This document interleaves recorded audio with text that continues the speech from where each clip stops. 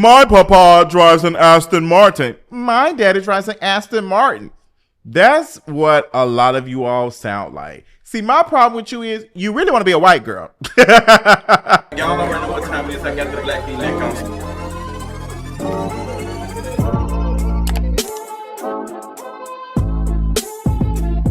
What is going on, you all? We have to talk about this Ralph Lauren, let y'all tell it. This discussion about Ralph Lauren and their collaboration with Spellhouse, Morehouse and Spellman for the Oaks Bluffs collab. Now, let me say this. I had no idea about Martha's Vineyard until like a couple of years ago. I am from a lower class family. I did not know much about Jack and Jill growing up. I did not know about all of these things until I got older. I knew about Morehouse when I was in high school, but I didn't really know about Morehouse and Spellman until I moved to Atlanta because I did not have parents who grew up going and finishing college. Both of my parents are from South Memphis. Both of them grew up poor. I think my dad's side of the family grew up with a little, but not much. And that's okay. I am a product of two hardworking parents who sent me to a public school in Memphis, Tresvant High School. Shout out to class of 2005.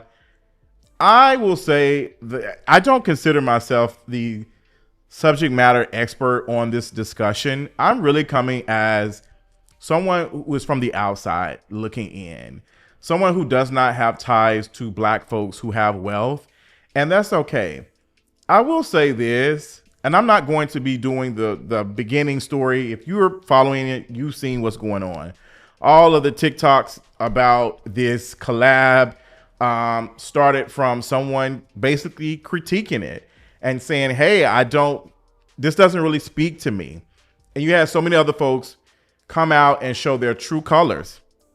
And you had one famous TikToker who, my God, today, I hope that you take one of those bags and purses to take a better speech class, because the way you speak, oh my gosh, it irritates my soul. This man did a TikTok basically saying, I didn't grow up poor. I didn't have to steal Ralph Lauren. I didn't have to do this. And I have money. And all of these things. Let me say this.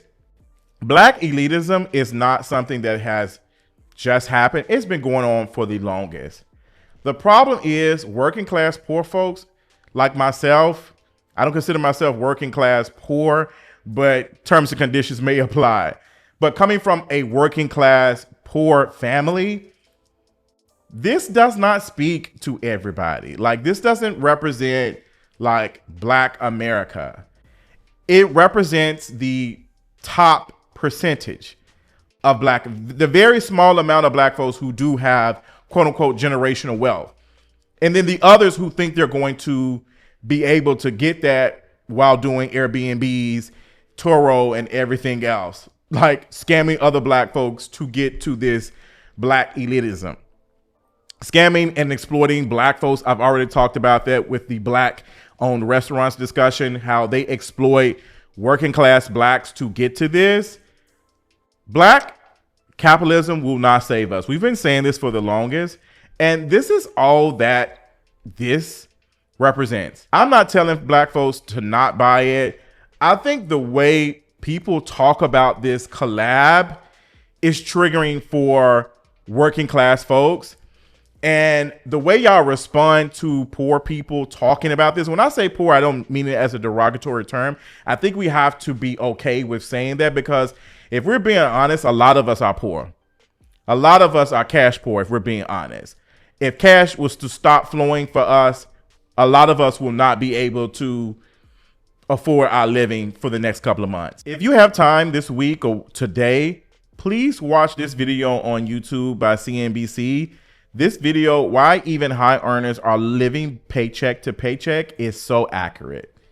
It's so accurate as we talk and dive into this conversation about black elitism and black folks being higher earners and all of our desire to appear to be rich when a lot of us are cash poor.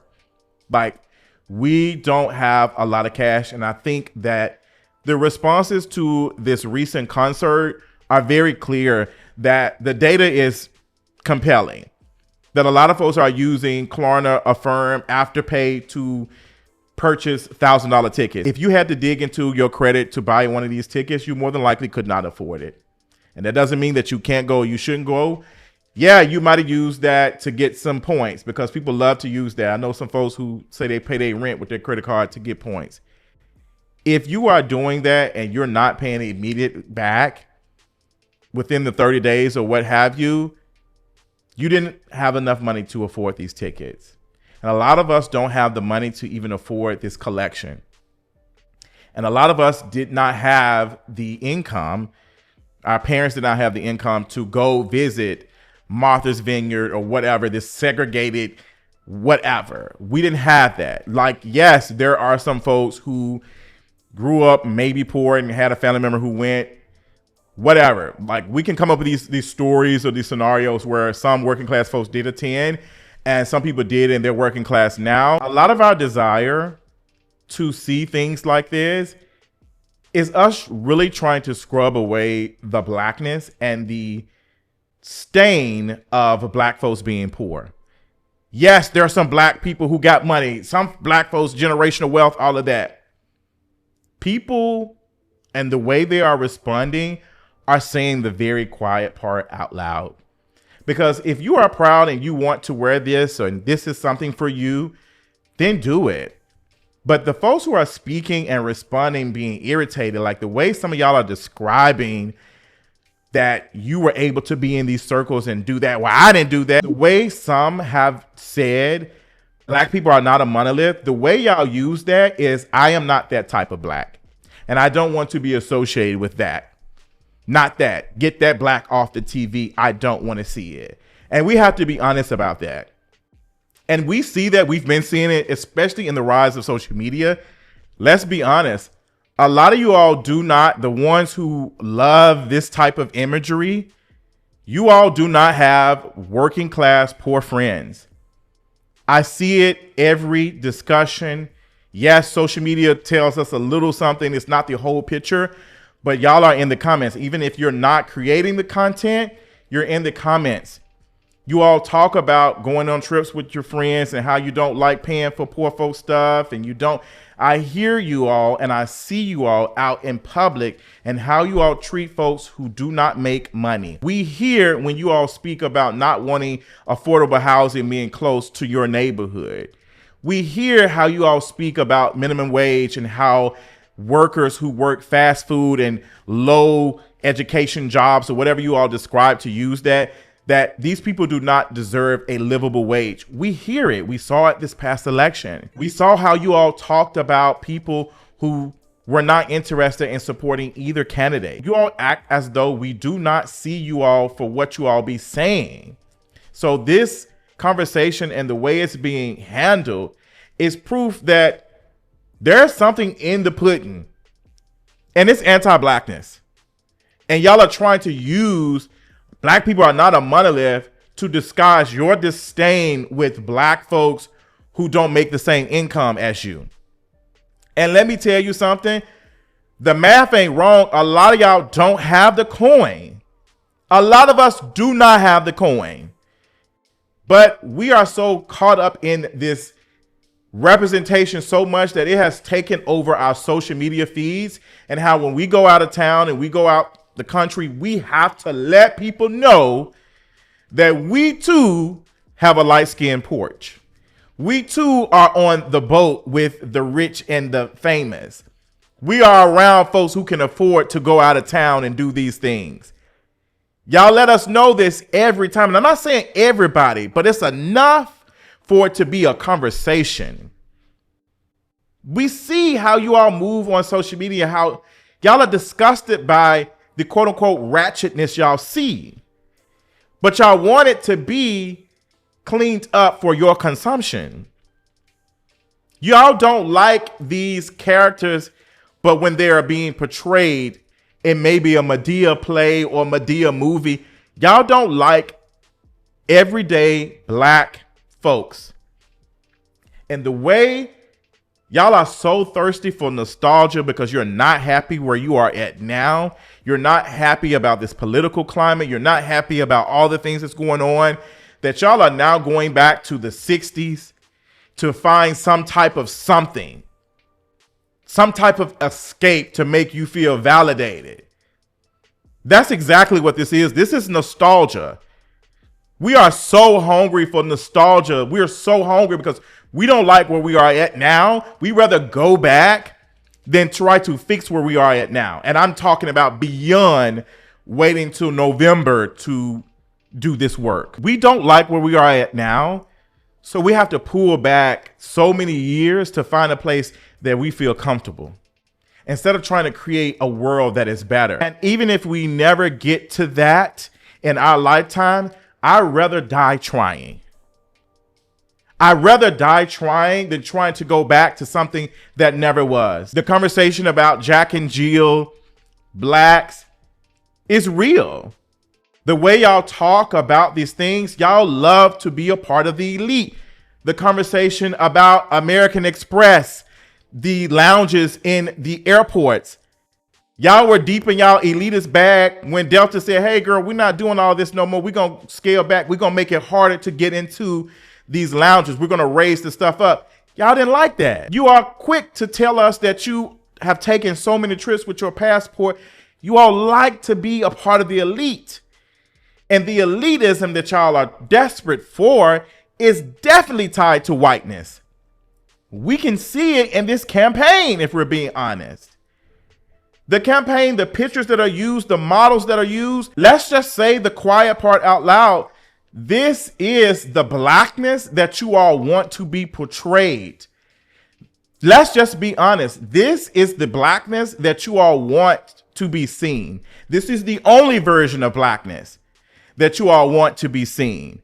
It's no surprise to me that everybody in this campaign is fair skinned or light skinned. The models that were casted for this, honestly, is the blackness that folks want to be shown.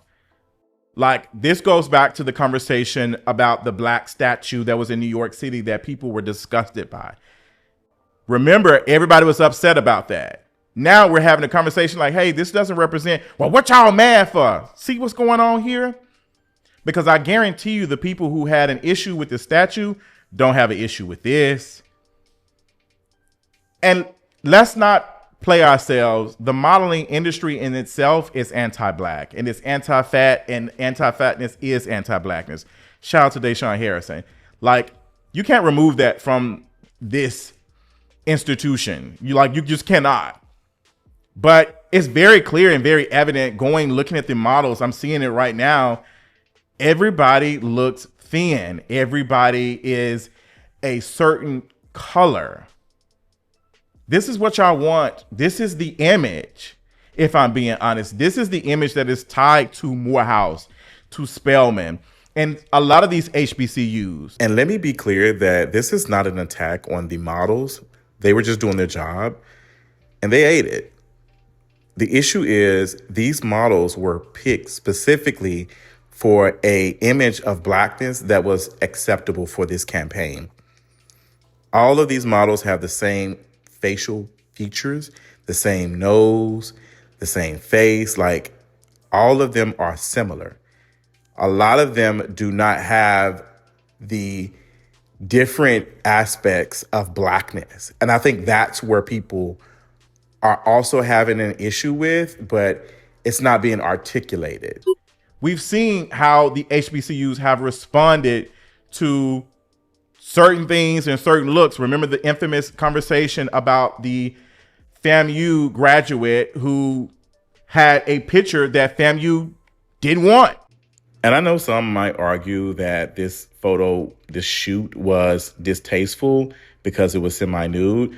What I'm arguing is HBCUs such as FAMU want a specific image tied to their brand. And a lot of that is wrapped up in anti-blackness. Like, we want a quote unquote professional look. And we get into the conversation about professionalism, we see where we're headed.